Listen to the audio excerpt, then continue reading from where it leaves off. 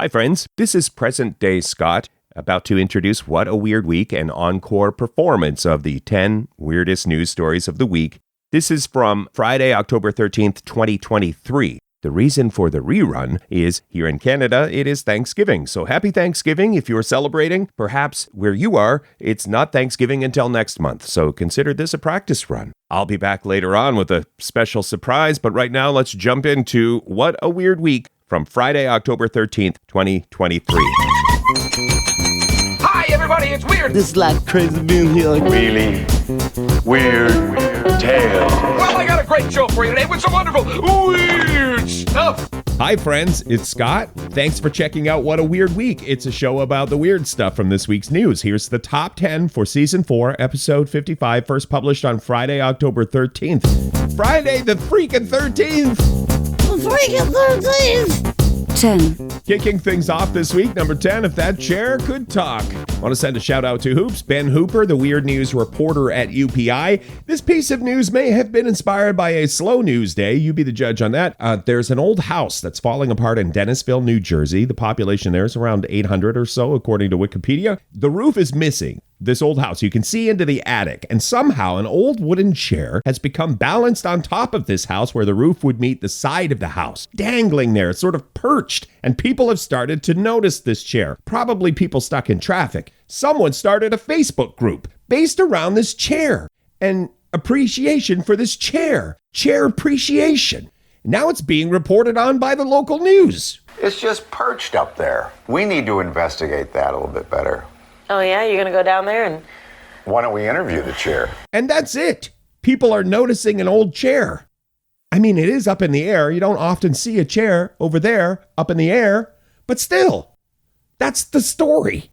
That's weird, right? 9. At number 9 this week, teenager makes news. Success is built on a house of cards. A 15-year-old from India has made the biggest playing card structure in the world using 143,000 regular-size playing cards. This is all freestanding, no glue, no tape. 40 feet long, 11 feet tall, 16 feet wide. This took 41 days. Can you imagine how careful 41 days of building this giant structure out of playing cards? Every night you'd go home, toss and turn, wondering, what if a mouse gets it? Do we set the mouse traps? Constantly worried that the next day you'd show up and everything would be lying flat. So 41 days later, a giant 40-foot long playing card structure. If you don't have a chance to click, imagine like one is a cathedral, one is a stadium.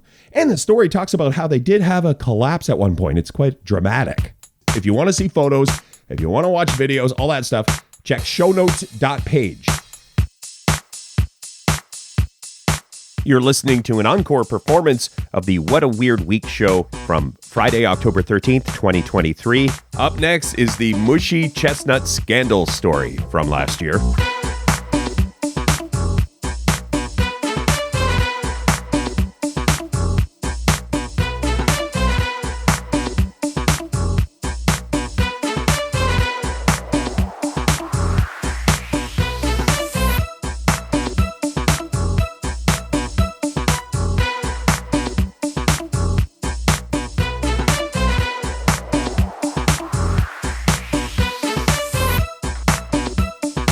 Weird news as a top 10 countdown. This is the What a Weird Week show. 8. At number 8, mushy chestnuts linked to scandal in World Championship conkers. I want to say hello to you friends in the UK, and if I get any of this wrong, please do reach out. I had a friend in grade school who used to play conkers. Based on my limited involvement at recess in grade 3, East Coast Canada, it's this thing where you try to smash each other in the chestnuts until somebody busts a chestnut. Does that seem accurate in describing conkers? You each have a chestnut on a string and you take turns smashing. Eventually, someone is crowned the chestnut champ. Here's the controversy. At the World Championship level, they had to change the rules about eligible chestnuts. Because this year's crop of chestnuts were squishy, they allowed chestnuts to be baked and hardened, which is unheard of. That used to be cheating. Congratulations, Jasmine Tetley, who won the women's title, and Mark Hunter, who took the men's title. By the way, they raise a lot of money for charity doing this competition, this World Conkers deal. So if you want to learn more about that, shownotes.page. Maybe you're putting a team together for next year's Worlds. keep me in mind. I mean, I used to play in grade 3 is all I'm saying. 7. Okay, number 7 is going to be a bit of a challenge. I'm just going to muscle through it, you guys. PG-13, and here we go. Harry Dick Road is not a road you want to go down. This made the national news here in Canada. It made headlines internationally too. There's a road in Ontario named after a person, and that road is called Harry Dick Road. And it made news because the town in charge of Harry Dick Road, which is near Eganville, Ontario, the town is tired of replacing the street sign. It's gotten annoying and expensive. The road sign for Harry Dick Road is stolen about 4 times a year. And they've tried everything. They've tried greasing the pole to stop thieves from climbing up. But the slippery pole just seems like it presented a new fun challenge for the Harry Dick sign thieves. So that didn't help. They've tried a security camera aimed right at the Harry Dick street sign, but thieves stole that too. The article we link to has quotes from the man himself. Harry Dick is not amused by all the thievery. He wishes the pranksters would just grow up. Kind of paraphrasing there, but it looked like the town was going to just go ahead and change the name of the road. Let's find the most plain name we can and just rename the street. No one will steal the sign. But they realized everybody living on Harry Dick Road would have to change their legal ID, all this hassle, and so that's where we're at. This one is on hold for now. The Harry Dick Road saga continues.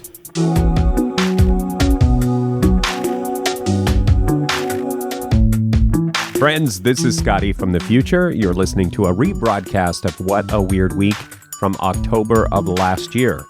Hang on, number 6 is a charcuterie world record. Good.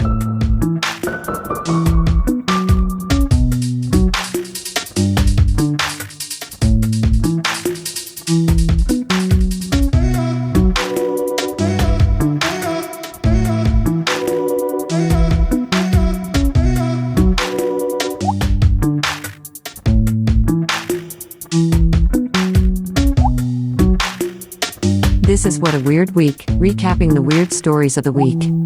6. Number 6 this week, a great day for salted meats and cheese. Hashtag world record. A mail-order cheese company called Bonnechere has set a new world record for largest charcuterie board. It's 769 pounds. This happened in Palm Beach, Florida earlier this month, and news of the massive charcuterie soon traveled around the world. By the way, Bonnechere's press release describes them as the premium direct-to-consumer cheese and charcuterie brand. I said mail-order cheese company. They probably wouldn't appreciate that. None of this has been sponsored. If you don't have a chance to check the photos, the record breaker is described as a breathtaking charcuterie board that measured 20 feet by 14 feet. It's a replica of their most popular charcuterie board that they sell. The board featured an impressive array of premium artisan cheeses, cured meats, flatbread, crackers, nuts, and dried fruits. Gourmet chocolates. See, you started to lose me at dried fruits, and then you drew me back in with gourmet chocolates. By the way, they donated the food to charity afterwards. There's more if you click shownotes.page. 5. Grade 4 kids shown Winnie the Pooh Blood and Honey movie by mistake. School offers counseling. This happened at the Academy of Innovative Education in Miami Springs. Wait a second, back-to-back Florida stories. What are the odds, you guys? In case you missed it and didn't pick up in the title, Winnie the Pooh Blood and Honey is extremely not kid-friendly. It seems like maybe the kids chose the movie themselves somehow, and no one checked to see if it was appropriate or not for around a half an hour. So it played for about a half an hour. These kids in grade 4 watching this incredibly inappropriate movie. Now, the school has offered counseling. If you want to read more, we do have an article. Click shownotes.page, but viewer discretion advised. This is Scott from the future. You're listening to an old show, a rerun on Thanksgiving weekend 2024. So this is from last October 2023. Hang on, next is a crocodile love story. PG-13.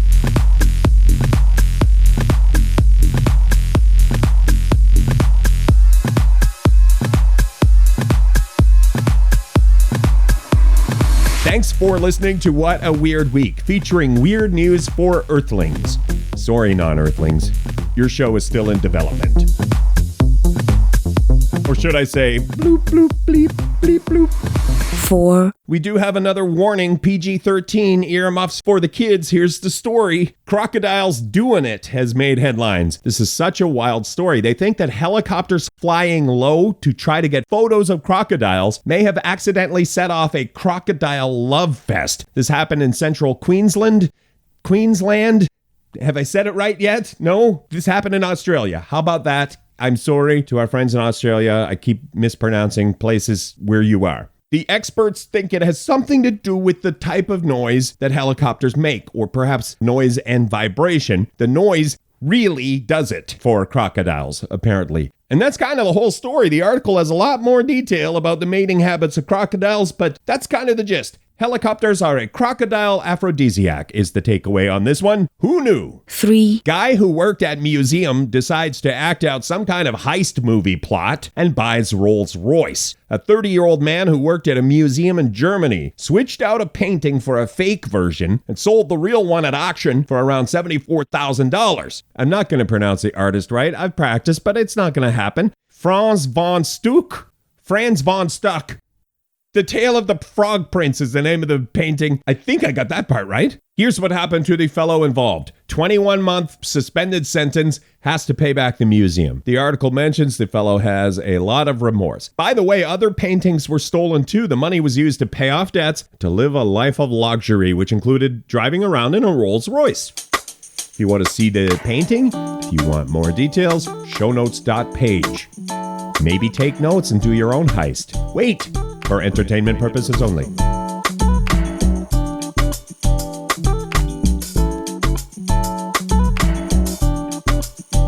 You're listening to a rebroadcast of the What a Weird Week show from October of 2023.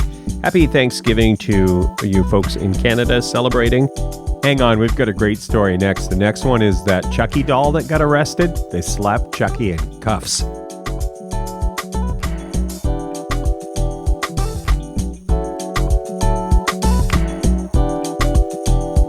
Welcome back to the countdown. This is What a Weird Week, the top 10 countdown of weird news. 2, Number 2, Chucky doll placed in handcuffs, arrested for robbery?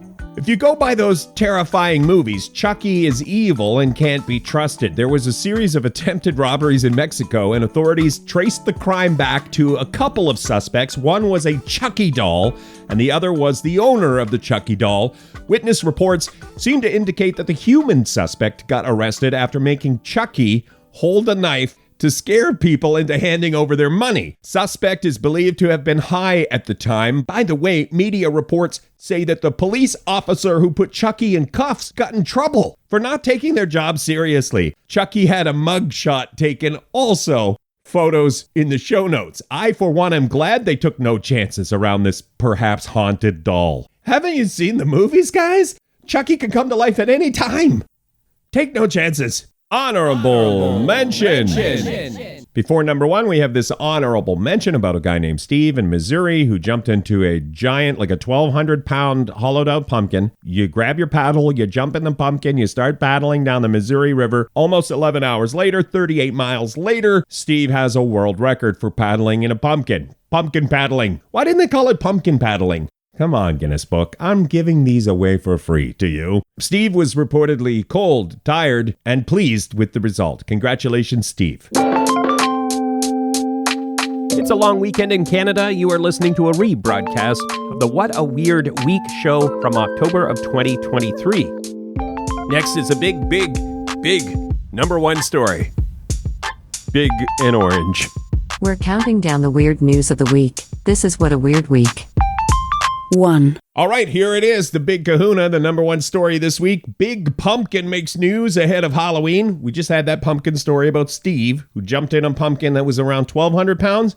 How big is the biggest pumpkin in the world, you guys? We have a new record, 2,749 pounds. It's more than 2 of Steve's pumpkins, paddling pumpkins. A farmer from Minnesota and his enormous pumpkin won the World Championship Pumpkin Weigh-Off in California. Congratulations to farmer Travis and the pumpkin he named Michael Jordan. Travis is also a horticulture teacher at a college in Minnesota. By the way, farmer Travis says it cost about $15,000 to raise up Michael Jordan, the pumpkin, but he won $30,000 $50,000 in prize money. Farmer Travis has grown prize-winning pumpkins before. Last year's pumpkin got into the Guinness World Records book as the world's largest jack-o'-lantern. Ever wonder how competitors get their giant pumpkins to the weigh-off in California? I mean, this one made the trip from Minnesota all the way to California. Travis and his driving team of his dad and his father-in-law drove 35 hours to California inside the pumpkin, you guys. No, I'm just kidding. They used a pickup truck.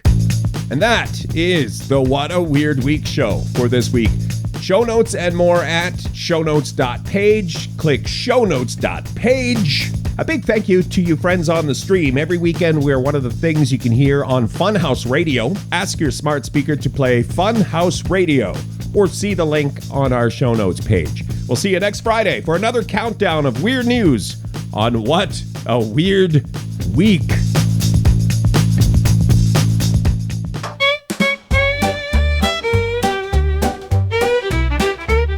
In Canada at Thanksgiving time, we only eat poutine.